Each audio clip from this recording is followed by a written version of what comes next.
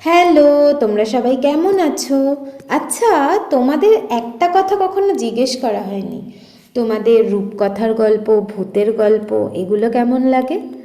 আজকে ভাবছি একটা ভূতের গল্প শোনাই। আমার এই বিভিন্ন ধরনের গল্পগুলো তোমাদের কেমন লাগছে অবশ্যই জানিও, কিন্তু আমি কিন্তু তোমাদের এই উত্তরের অপেক্ষায় থাকব। তাহলে আজকের গল্পটা শুরু করে নেওয়া যাক। আজকের গল্পটা হলো সমুদ্র মুখোপাধ্যায়ের লেখা দেশ বিদেশের রূপকথা থেকে একটি গল্প।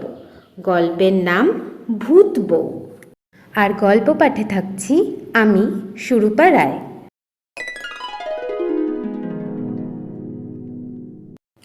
এক বামুন ছিল, তার ছিল এক বউ।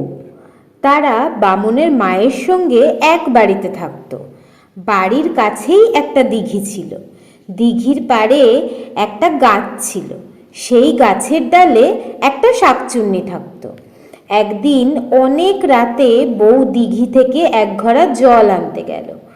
ফিরবার সময় অন্ধকারে দেখতে না পেয়ে শাকচুন্নির গায়ে ছুঁয়ে ফেলল।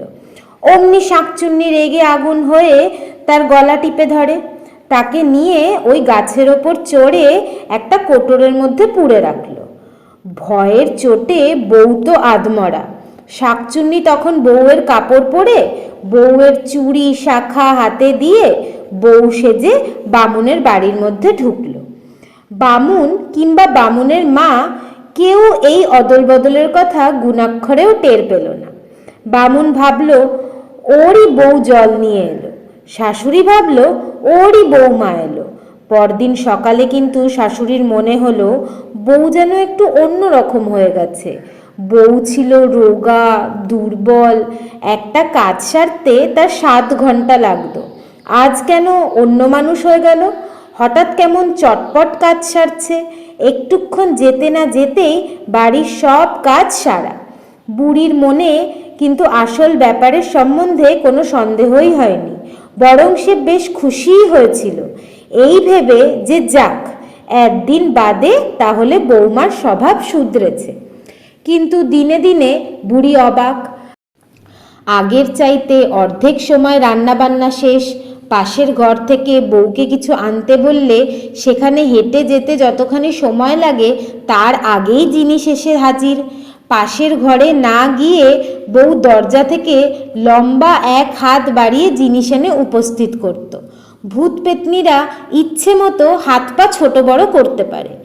একদিন এই অদ্ভুত কাণ্ড শাশুড়ির চোখে পড়ে গেল। কিছুটা দূর থেকে বউকে সে একটা বাসন আনতে বলেছিল। বউ জায়গা থেকে না নড়ে অন্যমনস্কভাবে 10 হাত লম্বা হাত বাড়িয়ে নিমেষের মধ্যে বাসন এনে হাজির করল। তাই না দেখে বুড়ি একেবারে হতভম্ব। বউকে কিছু না বলে ছেলে বাড়ি এলে মা তাকে বলল। এরপর থেকে মা ছেলে বউকে কড়া নজরে রাখত। একদিন বুড়ি ভালো করে জানতো যে বাড়িতে আগুন ছিল না। সেকালে দেশলাই ছিল না, আগুন নিভলে অন্য বাড়ি থেকে আগুন আনতে হতো। বউকে একবারও বাড়ি থেকে বেরোতে দেখা গেল না। কিন্তু কি আশ্চর্য, রান্নাঘরের উনুনটা গনগন করে জ্বলতে আরম্ভ করলো। তাই দেখে শাশুড়ি ছুটে রান্নাঘরে গিয়ে দেখে কাঠের বদলে বউ তার ঠ্যাংটা উনুনে গুজে দিয়েছে। ঠ্যাংটা দাউ দাউ করে জ্বলছে। শাশুড়ি আস্তে আস্তে সেখান থেকে সরে গেল। ছেলে বাড়ি এলে বুড়ি তাকে সব কথা বলল। দুজনে ভেবে স্থির করলো ওটা আসল বউ হতেই পারে না, পেতনি টেতনি হবে। ছেলেকে ডেকে নিয়ে মা বউয়ের কাণ্ডকারখানা দেখালো। তারপর ওঝা ডাকা ছাড়া উপায় রইল না। ওঝা এসে বলল আগে দেখতে হবে উনি সত্যি মানুষ না পেতনি। এক টুকরো হলুদ আগুনে জ্বালিয়ে ওনার নাকের তলায় ধরতে হবে। এ এক অব্যর্থ পরীক্ষা। বামুন মা কোনো ভূতের, তা সে বেটা ছেলেই হোক কি মেয়ে ছেলেই হোক, সাধ্যি নেই যে হলুদ পোড়ার গন্ধ সহ্য করে।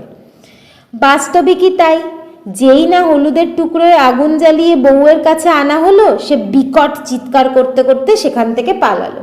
এবার স্পষ্ট বোঝা গেল বউ নয়, সাক্ষাৎ ভূত, নয়তো ভূতে পাওয়া মানুষ। বউয়ের পিছন পিছন ছুটে গিয়ে ওঝা তাকে জোর করে ধরে ফেলল। ধরে বলল, বলো কে তুমি? বউ কথা কয় না। তখন পা থেকে চটি খুলে বউকে ওঝা আগা পাঁচতলা বেদম পেটাতে লাগলো। এমন মার ভূত জন্মে খায়নি। শেষটা আর সইতে না পেরে বিকট নাকি সুরে, কে না জানে ভূতেরা নাকি সুরে কথা বলে, সে বলে উঠল, ছাড়ান দেন ওস্তাদের পো, সব বলছি। আরে বাপ রে, গা থেকে ছাঁটটা ছাড়িয়ে আনলি রে। কি গেরো, ওরে আমি খারাপ কিছু নই, খাঁটি শাকচুন্নি, দিঘির পাড়ে বেলগাছেতে থাকি। বামুনের বউ আমাকে রাতের বেলাতে ছুঁয়ে দিলে কেন, তাই আমি ওকে গাছের কোটরে ভরে রেখেছি, যে কেউ গিয়ে তাকে নিয়ে আসতে পারে।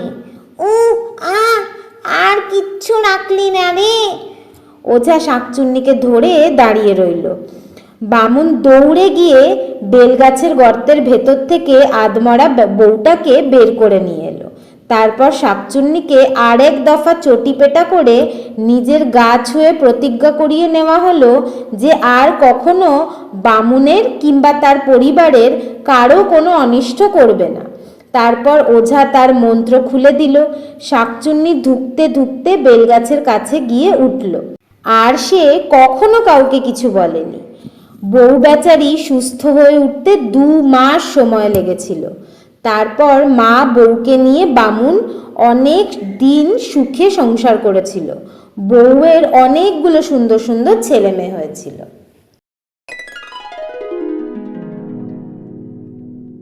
তোমাদের যদি আমার পাঠ করা গল্পটি ভালো লাগে তাহলে please subscribe this channel, like, share and comment.